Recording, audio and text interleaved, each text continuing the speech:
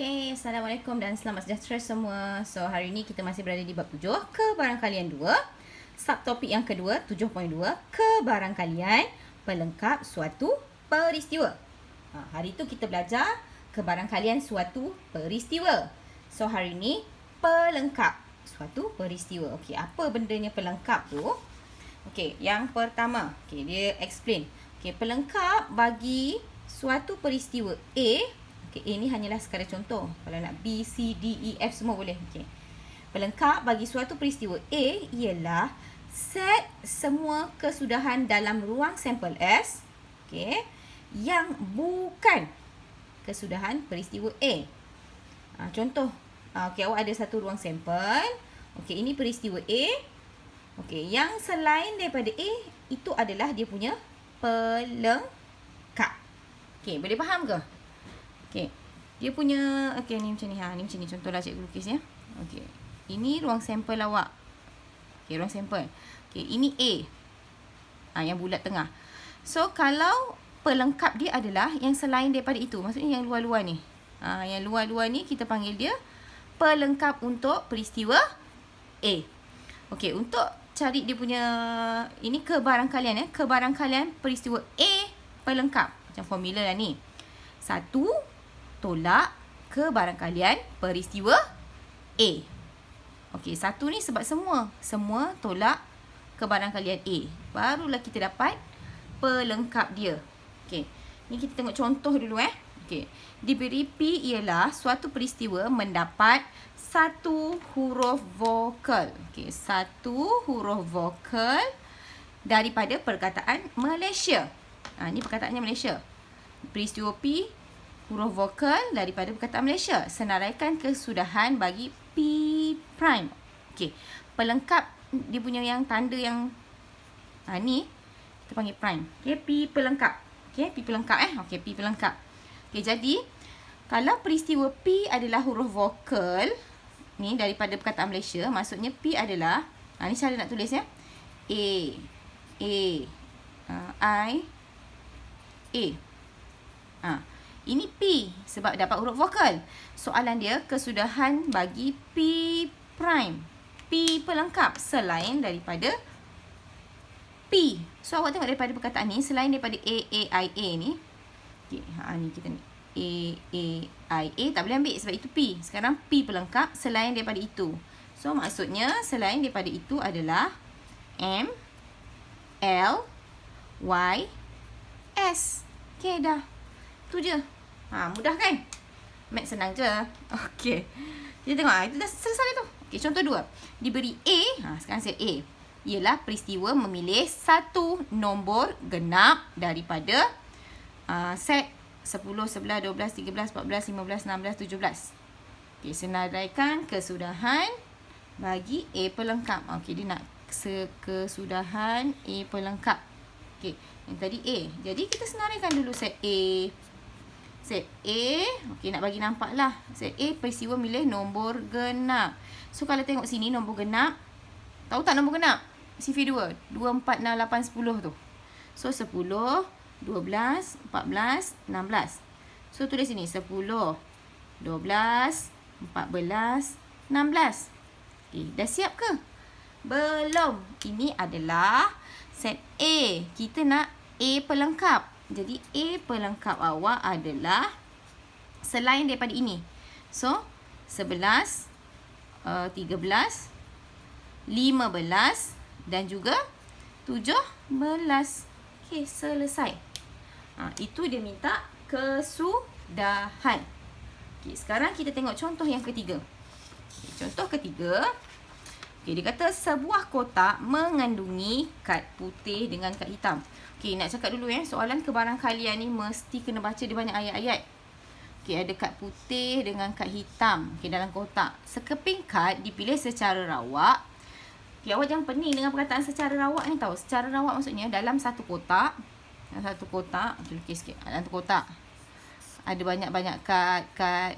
Okey, pilih secara rawak. Perkataan rawak ni maksudnya ambil je, main ambil. Tak kisah mana-mana pun. Bukan dia ni ambil tengok dapat apa. Itu maksudnya secara rawak. Sekeping kad dipilih secara rawak daripada kad itu. daripada dalam ni. Kebarangkalian sekeping kad putih dipilih. Ni kena baca betul-betul. Kebarangkalian ni kebarangkalian kad putih dipilih ialah 2/5. Okay. Bila awak dapat soalan macam ni, betternya tulis macam ni. P maksudnya kebarangkalian. P putih. Nampak? Kebarangkalian putih sama dengan 2/5. Okay, kebarangkalian putih 2/5. Itu yang dia bagi. Tulis apa yang dia bagi. Bagi nampak. Okay, cari kebarangkalian sekeping kad hitam dipilih. So, soalan minta kebarangkalian. Ingat kebarangkalian bukan bilangan. Kebarangkalian. So, dia nak kebarangkalian kad hitam berapa? Itu soalannya. Jadi, senang je sebenarnya. Okey. Kalau tengok formula tadi. Ni formula tadi. P pelengkap 1 tolak P A. Jadi, kalau dalam soalan ni, dia punya nak cari P hitam tu sama dengan 1 tolak putih. 1 tolak kebarangkalian kad putih. 1 ni maksudnya semua sekali. Okey, so bila awak tolak, awak akan dapat 3/5. Dah selesai, itu je. Ni semua tolak hitam. Sebab dalam tu tak ada warna lain, ada putih dengan hitam je. Kalau ada lagi-lagi, kita kena tolak lagi lah. Itu jangan fikir. Kita tengok soalan ni. Kita tengok apa yang dalam soalan kita je. Okay, soalan contoh yang keempat. Sebuah bakul mengandungi apel merah dan juga apel hijau. Sebiji apel dipilih secara rawat daripada bakul itu. Kebarangkalian. Kebarangkalian apel merah ialah 4/11. Jadi, kita tulis dulu. Kebarangkalian apel merah. So, PM sama dengan 4/11. Ni kebarangkalian merah 4/11. Cari kebarangkalian. Dia kata kebarangkalian Cari kebarangkalian apel hijau dipilih. Hijau. Jadi dia nak P hijau berapa? Itu soalan nak. Faham kan? Soalan ni nak minta apa? Okay, so jadinya nak cari PH. Senang sahaja. 1 tolak yang satu lagi tu, apel merah. 4/11. Jadi awak akan dapat 7/11. Inilah kebarangkalian apel hijau dipilih. Okey? Kita tengok contoh lagi. Ingat Maths tu senang je. Kebarangkalian pun tak susah sebenarnya. Cuma dibentuk ayat. Mesti bacalah. Tapi sebenarnya tak susah. Okey, contoh 5. Rajah menunjukkan papan bulatan yang dibahagi kepada 10 sektor. 10 sektor. 10 sektor tu ni 1, 2, 3, 4, 5, 6, 7, 8, 9, 10. Sebenarnya ini adalah bilangan ruang sampel awak. NS. Bilangan ruang sampel. Ingat yang ni N tau kat depan. N menunjukkan bilangan. Kalau macam tadi, ni P. P kebarangkalian. Ada beza. Kebarangkalian tu yang jawapan macam ni, yang macam pecahan ni. Kalau N bilangan, nombor bulat tu. Dia kata jarum penunjuk ni, yang itulah arrow tu, diputarkan pada pusat papan itu dan akan berhenti di mana-mana sektor dengan kemungkinan yang sama. So kita pusing, ikutlah mana dia nak berhenti. Cari kebarangkalian. Ditekankan cari kebarangkalian bahawa jarum penunjuk tidak berhenti pada sektor yang berlabel R. Dia kata macam ni. Istilahnya, apa yang awak cari? Kebarangkalian R pelengkap. Bukan R tau. R pelengkap. Sebab dia kata tidak berhenti pada sektor dia tak berhenti pada sektor berlabel R. So, maksudnya kalau tak berhenti dekat R, dia berhenti dekat yang lain-lain lah. Okay. Ada dua cara sebenarnya. Okay, cikgu tunjuk cara pertama Okay, kita cari R dulu. R ada, merah lah R ada 1, 2, 3. Okay, R ada 3. Maksudnya, sekarang ni, kalau PR sama dengan 3 per, jumlah semua sekali yang tadi lah, 10. Okey, tengok boleh kecilkan tak? Okey, tak boleh. Itu R. Soalan minta R pelengkap. Jadi P R pelengkap sama dengan 1 tolak 3/10. So, awak akan dapat sama dengan 7/10. Inilah kebarangkalian dia tak berhenti dengan huruf R. Okey. Satu lagi cara. Okey, untuk soalan ni lah. Soalan ni agak mudah. Dia kata tak berhenti kat huruf R. Jadi huruf yang lain-lain lah kan. Awak boleh guna huruf yang lain-lain tu. Awak kira terus. 1, 2, 3, 4, 5, 6, 7. Jadi ada 7 dekat huruf yang lain-lain. Terus boleh buat macam ni. R pelengkap sama dengan 7. Sebab 7 yang lain-lain. Per jumlah semua sekali ada 10. Nak buat macam ni dulu pun boleh. Maksudnya cari R. Lepas tu tolakkan. Lepas tu dapat jawapan. Ataupun terus cari kebarangkalian R pelengkap. Okay, ni pun boleh. Ikut awak lah mana awak nak guna. Okay, sekarang kita tengok lagi contoh. Okay, contoh yang ke-6. Okay, contoh yang ke-6. Okay, sebuah kelas mempunyai 36 orang murid. Okey, apa maksud 36 orang murid ni? Maksudnya ini adalah awak punya bilangan ruang sampel. Bilangan bukan kebarangkalian. Ni nampak ini baru kebarangkalian. Kebarangkalian. Kebarangkalian memilih seorang murid lelaki secara lawak adalah 4/9. Okey. Soalannya cari bilangan. Ada beza tau ni. Ni kebarangkalian, ini bilangan. Cari bilangan murid perempuan dalam kelas itu. Okay. Adalah lebih baik awak tulis semula apa yang diberi dalam bentuk ni ringkasan dia. Okey. 36 ni, okey, NS. Bilangan ruang sampel 36. Okey, lepas tu dikata kebarangkalian memilih seorang murid lelaki adalah 49. Ini kebarangkalian. So P. Lelaki sama dengan 4/9. Tengok, ada beza tau. Ini N. N bilangan. P kebarangkalian. Cari bilangan murid perempuan dalam kelas itu. Bilangan. Maksudnya N P. Sama dengan berapa? Ni tau. Ingat ada beza. Okay, ni bilangan. Ini bilangan. Ini kebarangkalian. Okay. Dia biasanya kalau bilangan ni di nombor bulat. Kalau ada per ni kebarangkalian. Okay, so sekarang macam ni kita nak solve. Okay, kita tengok Okay, sebenarnya ada dua cara cikgu tunjukkan dulu Okay, dia nak bilangan perempuan. Jadi ini lelaki. So kita cari P perempuan. Ingat tak formula dia? 1 tolak. Okay, so kita nak cari perempuan. Perempuan tolak lelaki lah. 1 tolak 4/9. So kita akan dapat 5/9. Kebarangkalian perempuan 5/9. Tapi soalan cari bilangan. Jadi nak cari bilangan perempuan sama dengan 5/9 kebarangkalian tadi Kebarangkalian tadi darab dengan 36 ruang sampel. Ni bilangan semua orang dalam kelas. So bila kita darab, awak akan dapat 20 orang. Okey? Ni 20 orang. Ataupun awak nak buat macam ni. Okey, dia bagi lelaki. PL kan, tapi 49. Daripada kebarangkalian lelaki, kita boleh carikan bilangan lelaki. Kita cari bilangan lelaki ni atau ni boleh, ni jawapan. Kita cari lelaki dulu. Lelaki 4/9 darab 36, kita dapat 16. Okey, kalau lain sikit. 16 ni bilangan lelaki. So, kita nak cari bilangan perempuan. Okey, NP. NP bilangan perempuan sama dengan jumlah semua murid, 36, tolak 16. Jadi, awak dapat 20. So, boleh. Ini pun boleh. Ini pun boleh. Okey, awak boleh guna mana-mana yang awak suka. Tak kisah. Jawapan dia betul je. Okey, kita tengok contoh lagi.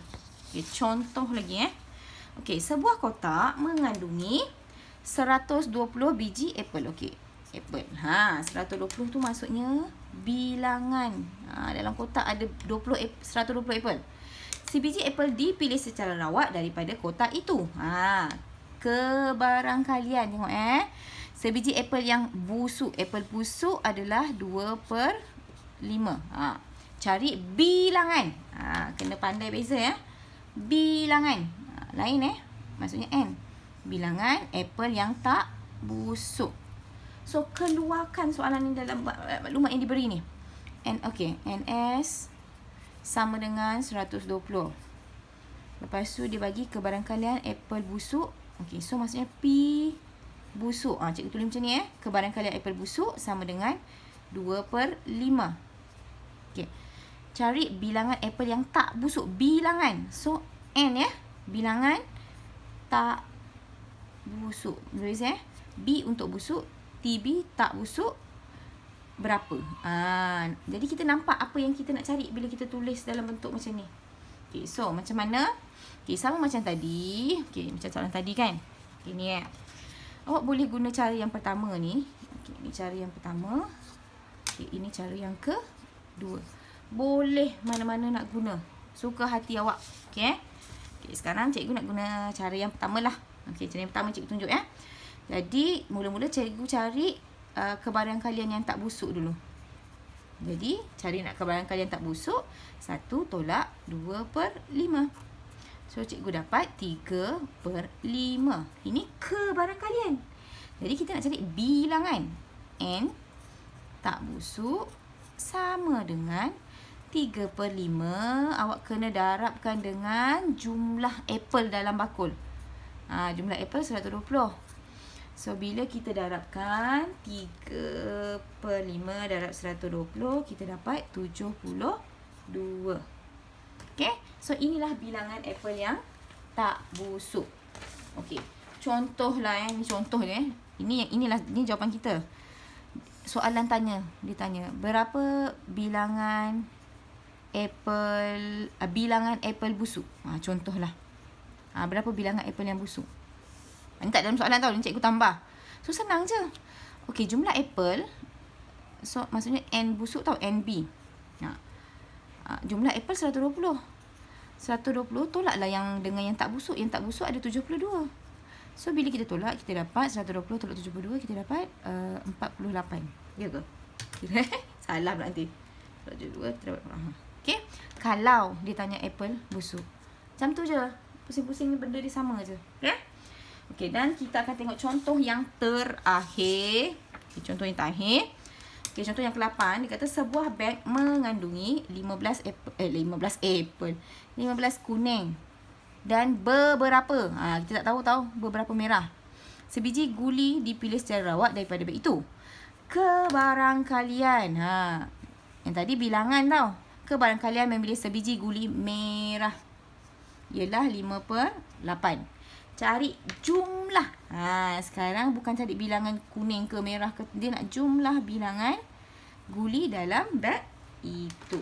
Okay. So, yang first. Apa nak buat? Kita tulis dulu apa dia bagi. Okay. N kuning. Ada 15 15 kuning. Sebiji merah. So, kebarangkalian merah adalah 5/8. Ni apa yang diberi tau. Cikgu keluarkan balik. So, dia nak cari jumlah bilangan guli. Maksudnya, jumlah bilangan guli berapa. Okay? So, ada banyak cara juga. Cara nak cari jumlah guli ni. Awak boleh cari. Okay, cari kuning. Kuning dah tahu. Okay, cari merah. Nak cari bilangan guli merah. Okay, so, kalau boleh juga cari merah. Lepas tu, awak tambahkanlah. Tapi kalau nak cari yang mudah dalam ni, kita guna yang apa yang diberi ni, kuning ni Kebarangkalian kuning 15. So, kalau kebarangkalian kuning, okey, ini bilangan kuning 15. Kebarangkalian kuning adalah 1 tolak 5/8. So, kita dapat 3/8. Ini ni 3/8 kebarangkalian kuning. Jadi, kita boleh tulis macam ni. Okey. Kebarangkalian kuning sama dengan 3/8 kan? Okey. Formula kebarangkalian kita dah belajar dalam tajuk yang pertama. Okey, bilangan kuning bahagi bilangan ruang sampel sama dengan 3/8. Ni. Ini adalah ini tau. Ni. Kebarangkalian K adalah bilangan kuning bahagi bilangan ruang sampel. Okey. Jadi kalau macam ni, okey, N kuning, awak tahu kan ni, 15. Jadi 15 dengan bilangan ruang sampel sama dengan 3/8. yang kita nak cari ni yang bawah ni. Jadi kalau tengok sini, kita boleh darab silang. Okey. So bila kita darab silang, kita dapat 15 darab 8 sama dengan 3 darab bilangan ruang sampel. So 15 darab 8, kita darab 15 darab 8, kita dapat 120 sama dengan 3 NS bilangan ruang sampel. So nak cari ini 120, 3 bawa ke sini. Ni Ni 3 ni bawa ke bawah. So kita dapat ni bilangan ruang sampel. So bila kita bahagi, kita dapat 40. Inilah bilangan guli awak. So nak cantik tulis kat sini lah. Bilangan guli ada 40. Dah selesai. Okay. Tapi contoh dia kata, okay, berapa bilangan guli merah? Berapa guli merah? 40 tolak dengan 15. Okay, kita dapat 25 contoh. Okay, so kita jumpa lagi dalam kelas yang akan datang. Okay, jumpa lagi. Okay, bye. Assalamualaikum.